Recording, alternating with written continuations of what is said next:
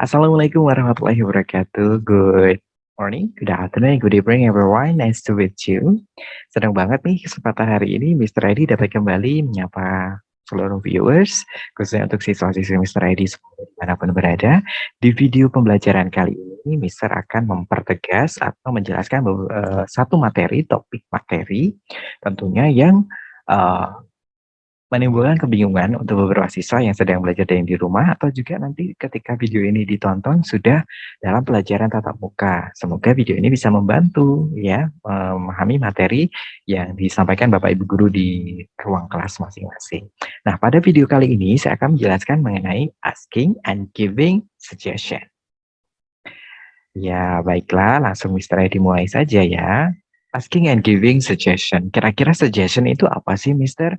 Baik, mungkin beberapa viewers di sini sudah tahu ya tentang apa itu suggestion, tetapi akan tetap Mister jelaskan apa itu sih suggestion.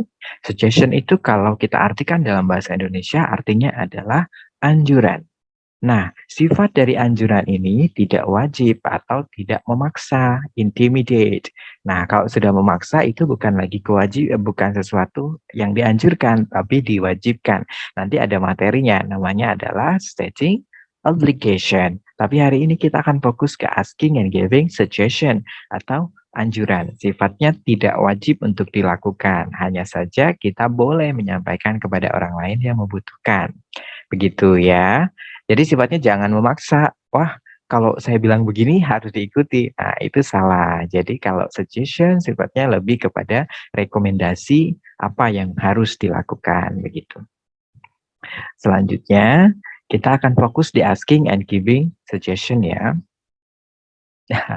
Ini profil perkenalan saya, mungkin sudah kenal ya. Yang belum kenal, hi, I'm Edi Eprianto, I'm English teacher in SMP Bunga Estate right now. Ya.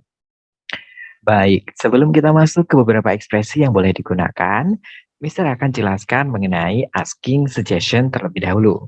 Nah, asking suggestion ini sifatnya ya, namanya asking adalah meminta. Meminta itu adalah kegiatan untuk mendapatkan sesuatu dari orang lain. Nah, dalam hal ini yang diminta adalah suggestion. Maka dia ini dalam situasi membutuhkan anjuran. Nah, anjuran biasanya muncul atau akan dibutuhkan apabila terjadi suatu situasi tertentu. Contohnya, misalkan kalian berada di dalam situasi sedang sakit, ya, sakit gigi. Lebih baik sakit gigi daripada sakit hati katanya, kan begitu ya. Baik, misalkan dalam situasi sakit gigi begitu ya. Nah, kalian tidak tahan lagi dan tidak tahu apa yang harus dilakukan. Nah, di sini, di situasi ini kalian boleh meminta suggestion dari orang terdekat atau dari orang lain begitu ya.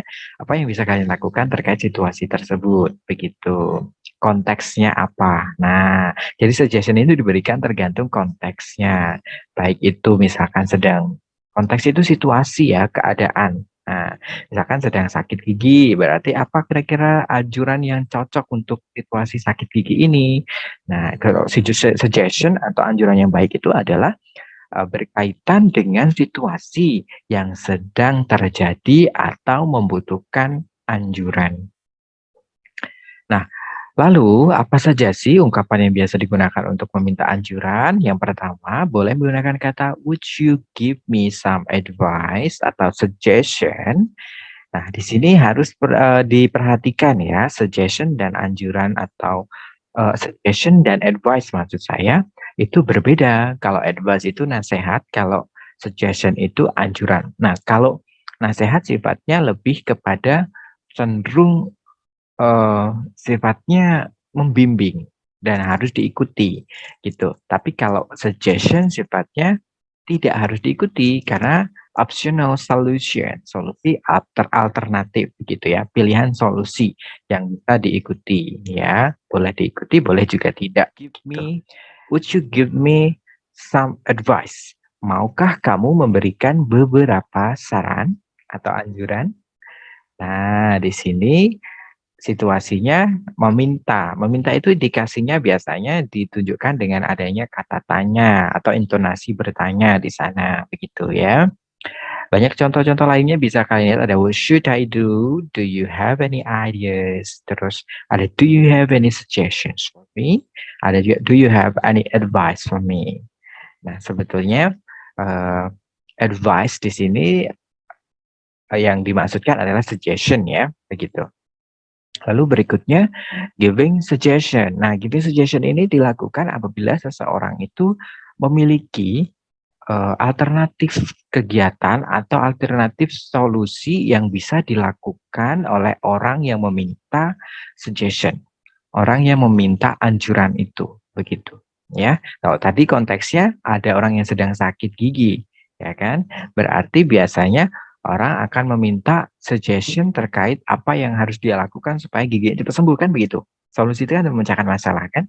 Nah, itu kita bisa berikan suggestion kita. For example, kita bisa menggunakan kata, it would be better if you blank blank blank. Nah, you setelah kata you ini kan subjek.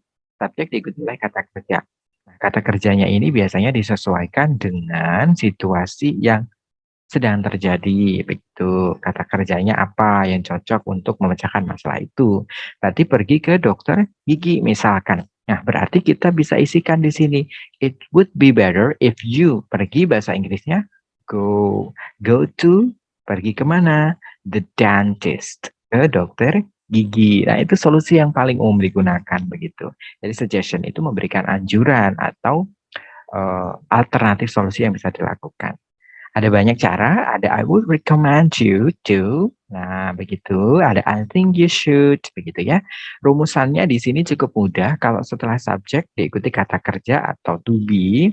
Kalau setelah kata to biasanya diikuti oleh kata kerja pertama. Nah, setelah kata should, ya should ini modals. Modals itu biasanya selalu diikuti kata kerja bentuk pertama tanpa awalan dan akhiran. Dulu pernah belajar present tense yang harus diberi akhiran S atau IS pada beberapa kata kerja.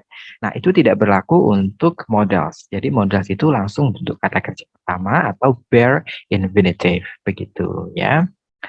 Oke, kalau sudah kita langsung lanjut. Nah, ini ada formal dan informal maksudnya. Formal itu yang sifatnya sering digunakan dan resmi. Resmi itu artinya beberapa hal yang perlu diperhatikan untuk formal dan informal. Kalau yang formal itu biasanya digunakan untuk memberikan anjuran di situasi yang resmi atau juga bisa digunakan untuk memberikan anjuran kepada seseorang yang lebih dewasa atau seseorang yang lebih tua daripada kita atau teman sebaya yang kita sendiri tidak terlalu dekat, kita bisa menggunakan yang model formal. Tapi kalau yang informal sifatnya adalah keakraban begitu ya. Jadi bisa dengan teman, dengan adik, kita juga bisa menggunakan yang informal ini begitu. Baik, saya rasa cukup jelas penjelasannya. Semoga membantu kalian untuk memahami what is suggestion dan bagaimana cara memberikan dan meminta suggestion kepada orang lain. Asking and giving suggestion. Sukses untuk materi asking and giving suggestion. Jika masih ada pertanyaan, bisa kalian tulis di kolom komentar. Dan jika ada hal yang perlu kalian minta kepada saya untuk membuat video selanjutnya tentang materi apa, silahkan komen di bawah ini. Terima kasih untuk menonton video ini. Sampai jumpa di video selanjutnya. Assalamualaikum warahmatullahi wabarakatuh. Bye.